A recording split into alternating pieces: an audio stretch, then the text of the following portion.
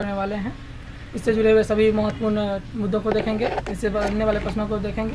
उसके बाद एग्जाम में किस प्रकार के इससे प्रश्न बनाए जा सकते हैं उसको देखेंगे। उसके बाद पिछले कुछ वर्षों में पूछे गए प्रश्नों का एनालिसिस करेंगे। ठीक है, तो ये संविधान के चौथे भाग में भाग ए में वर्णित किया गया फंडामेंटल ड्यूटी आर्टिकल 51A के अंतर्गत। तो आपको याद होगा आपातकाल का समय, जिस समय हमारे देश में आपातकाल लगा हुआ था, उस समय उस तत्कालीन प्रधानमंत्री इंदिरा गांधी थी, उन्होंने आपातकाल की घोषणा की थी। उसके बाद उसी में समय में एक स्वर्ण सिंह नामक समिति गठित की गई, जिसके में जो है ये मूल कर्तव्य जोड़ा गया। पहले मूल कर्तव्य की संख्या 10 थी, वर्तमान में मूल कर्तव्यों की संख्या 11 है। आपको ये चीज़ ध्यान में रखना होगा कि मूल संविधान में कोई मूल कर्तव्य का कोई उल्लेख नहीं था। ये 42वें संविधान संशोधन 1976 के द्वारा इसको जोड़ा गया है। आप ये देख सकते हैं, ये तत्कालीन प्रधानमंत्री इंदिरा गांधी, इन्होंने ही आपातकाल की घोषणा की हुई थी, करवाई हुई थी। तो पहले इसकी भूमिका देख लेते हैं। भारत के संविधान में आरंभ में नागरिकों के लिए मूल कर्तव्यों का कोई उल्लेख नहीं था, जैसा कि मैंने आपको भी बताया है। 1975 में तत्कालीन प्रधानमंत्री द्वारा आपातकाल की घोषणा की गई। तत्पश्चात इसे स्वर्ण सिंह समिति की संस्तुति के आधार पर 42वें संविधान संशोधन द्वारा इसे जोड़ा गया। इस समिति का विचार था कि जहाँ संविधान है वहाँ उनके लिए नागरिकों के लिए भी मूल कर्तव्यों का भी उल्लेख होना चाहिए, क्योंकि अधिकार एवं कर्तव्य एक दूसरे के ऊपर आश्रित रहते हैं। वर्तमान में मूल कर्तव्यों की संख्या 11 है, पहले 10 थी। 86वें संविधान संशोधन 2002 द्वारा 11वां मूल कर्तव्य जोड़ा गया।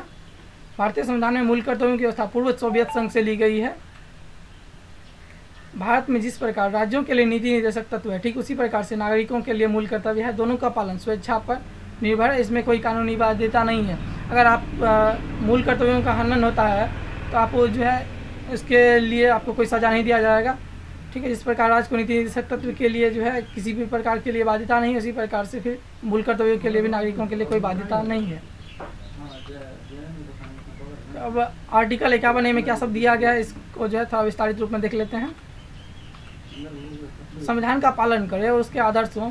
हमारे जो संविधान है, हमारे देश में सबसे ऊपर सर्वोच्च संविधान है हमारे देश में जितने भी धर्म हैं, सभी धर्मों के लिए अपना अपना अलग अलग जो है, जैसे कि हिंदू धर्म के लिए गीता, रामायण, ये सब जो प्रमुख धर्म ग्रंथ होते हैं, सबके लिए अलग अलग धर्म ग्रंथ होते हैं। लेकिन हमारे देश के लिए सबसे सर्वोच्च हमारा संविधान है। उसके आदर्शों का और उसके संस्थाओं का पालन करेंगे। राष्ट्रध्वज और राष्ट्रगान का आदर करेंगे। ध्यान रखेंगे आपको इस चीज़ का कि इसमें राष्ट्रगीत का जिक्र नहीं किया गया है, राष्ट्रध्वज और राष्ट्रगान का ही सिर्फ जिक्र किया गया है। इसमें संविधान निर्माताओं का जो है कुछ अपना रहा होगा, जिसकी वजह से उन्होंने राष्ट्रगीत का जो है यहाँ पे चर्चा नहीं किए हुए हैं। आप राष्ट्रध्वज और राष्ट्रगान दो ही चीज़ों का चर्चा किया गया है। तो आप देखेंगे कि इसमें जो है अगर पॉइंट कभी पूछा जाए प्रश्न, तो आपको कंफ्यूज करने के लिए इस तरह से पूछा जा सकता है। स्वतंत्रता के लिए हमारे राष्ट्रीय आंदोलन को प्रेरित करने वाले उच्च आदर्शों को हृदय में संजोए रखें और उनका पालन करें। हमारी जो आज़ादी लड़ी गई थी उसमें सभी वर्गों के लोग शामिल थे, इसलिए तो ये चीज़ को हमें कभी भी नहीं भूलना चाहिए। उसके उच्च आदर्शों को हमेशा हृदय में संजोए बना कर रखना चाहिए। भारत की प्रभुता, एकता और अखंडता। तो हमारा भारत जो है पूरा एक है, भारत राज्यों का संघ है। आपने प्रस्तावना पढ़ा होगा कि आर्टिकल 1 में दिया है कि भारत राज्यों का संघ है। इसकी रक्षा करें और उसे अक्षुण्ण रखें। देश की रक्षा करें और आहवान किए जाने पर राष्ट्र की सेवा करें। मतलब हमें देश की रक्षा के लिए हमेशा तत्पर रहना चाहिए और कभी भी जरूरत पड़ने पर जो है हमें देश की सेवा के लिए हमेशा तत्पर रहना चाहिए। जैसा कि आपने सैनिकों को देखा होगा कि वे हमेशा देश के लिए तत्पर रहते हैं, वैसे आम नागरिक भी जो है देश के लिए हमेशा तत्पर रहते हैं। भारत के सभी लोगों में समरसता और भातृत्व की भावना का विकास हो। भातृ मतलब सभी धर्म के लोग, क्योंकि हमारा जो है विविधताओं का जो है देश है, इसलिए हमें जो है सभी धर्म को एक साथ मिला के रहना है। हमें भातृत्व की भावना का विकास करना है। जाति, धर्म, लिंग आदि के आधार पर किसी भी प्रकार का जो है भेदभाव नहीं करना है। ऐसी प्रथाओं का त्याग करें जो स्त्री के समान के विरुद्ध हो। पहले जो हमारे समाज में चल रही थी ढेर सारी देखिए जो है प्रथाएं थी, उन सभी प्रथाओं को जो हमें छोड़ देना चाहिए जो कि स्त्री के समान के विरुद्ध हो। हमारी सांस्कृतिक संस्कृति यानी कि कंपोजिट कल्चर, जो हमारी जो है अलग अलग संस्कृति है। आप देखिए ना कि हमारे देश की जो है पूरे विविधताओं का देश है, हमारी कितनी जो संस्कृति है हमारे देश में, तो उसकी गौरवशाली परंपरा का महत्व समझे और उसका परिरक्षण करें, मतलब उसकी रक्षा करें, जो ताकि हमारे जो आने वाली पीढ़ी होगी वो समझे, उससे बहुत कुछ सीख सके। प्राकृतिक पर्यावरण, वन्य झील, नदी, वन्यजीव की रक्षा करें और उसका संवर्धन करें। प्राणी मात्र के प्रति दया भाव रखें।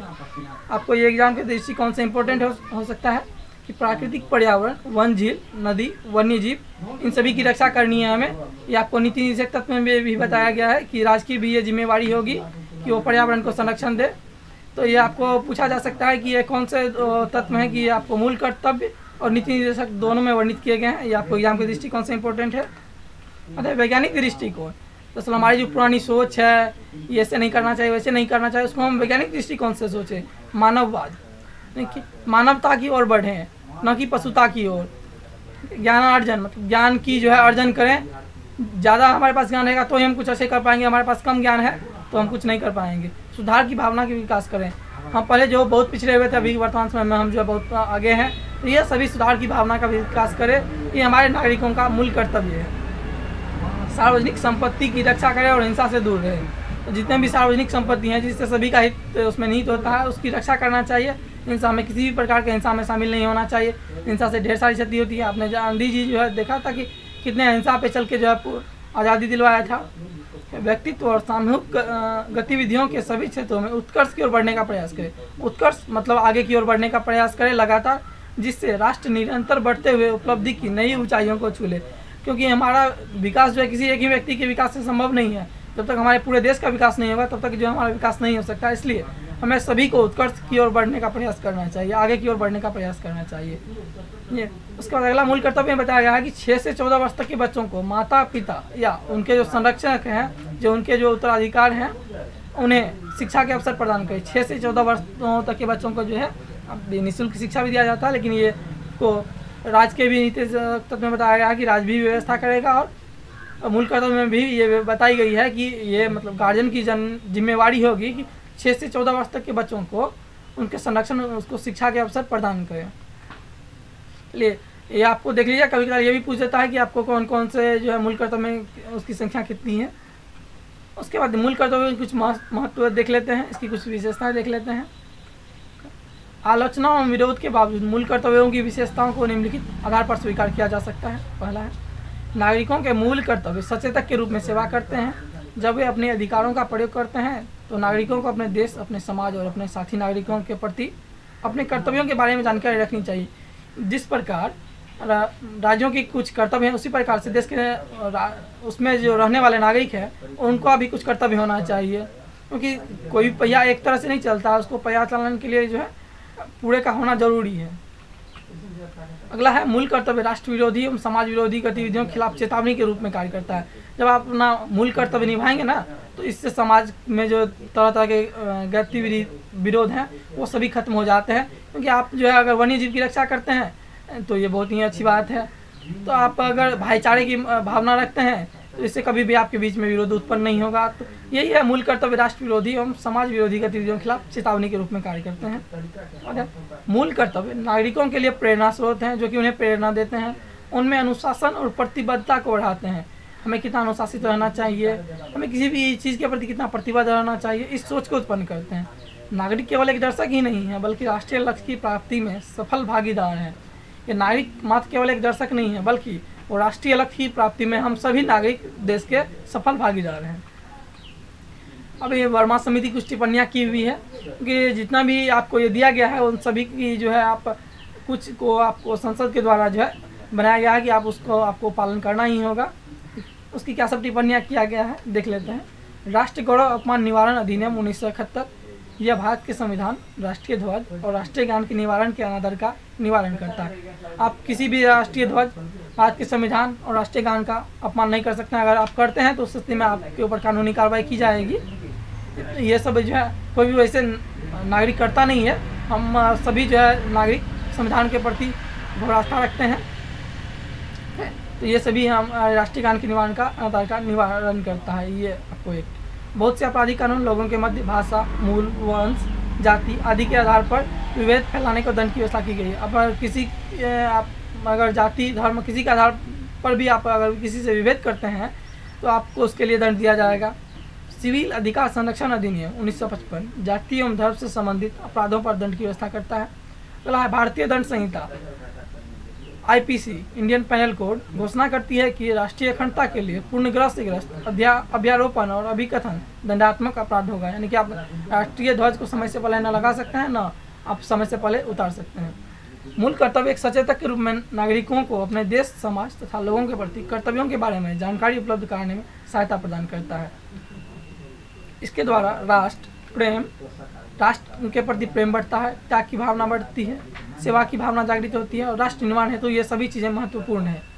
मूल कर्तव्यों के संवैधानिक प्रावधान के कारण मूल अधिकारों एवं मूल कर्तव्यों में संतुलन स्थापित होता है। इस प्रकार हमें मूल अधिकार दिए गए हैं, उसी प्रकार कुछ हमें मूल कर्तव्य दिए गए हैं जो प्रत्येक नागरिक को निभाते भी हैं और निभाना भी चाहिए। ठीक है, अब कुछ पिछले वर्षों में पूछे गए प्रश्नों को देख लेते हैं। ठीक है, क्या सब पिछले वर्षों में प्रश्न पूछा गया है वो देख लेते हैं। सबसे पहला प्रश्न है आपका, भारतीय संविधान के अंतर्गत निम्नलिखित में से कौन सा मूल कर्तव्य नहीं है। आपको ये 4 ऑप्शन दिए गए हैं। ठीक है, आपको इसमें से बताना है कि कौन सा नहीं है।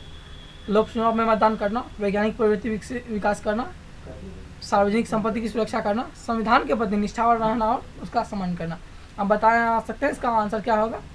इसका आंसर हो जाएगा, करेक्ट आंसर हो जाएगा आपको आंसर ए हो जाएगा, लोक चुनाव में मतदान करना। ये हमारे जो है मूल कर्तव्य में नहीं आते हैं। ठीक, इसके बाद अगला देख लेते हैं। अगला क्वेश्चन क्या है, भारतीय संविधान द्वारा नागरिकों के मूल कर्तव्यों में से निम्नलिखित में से क्या है। ठीक है, अब इसको देखेंगे। आपका पहला ऑप्शन है मिश्रित संस्कृति की समृद्ध विरासत की रक्षा, सामाजिक अन्याय से कमजोर वर्ग की रक्षा, वैज्ञानिक मनोदशा और खोज की भावना का विकास, व्यक्तित्व और सामूहिक क्रियाकलापों के सभी क्षेत्रों में उत्कृष्टता के लिए प्रयास। आपको इसमें से बताना है कौन कौन सब है सही है, कौन कौन इसमें से गलत है।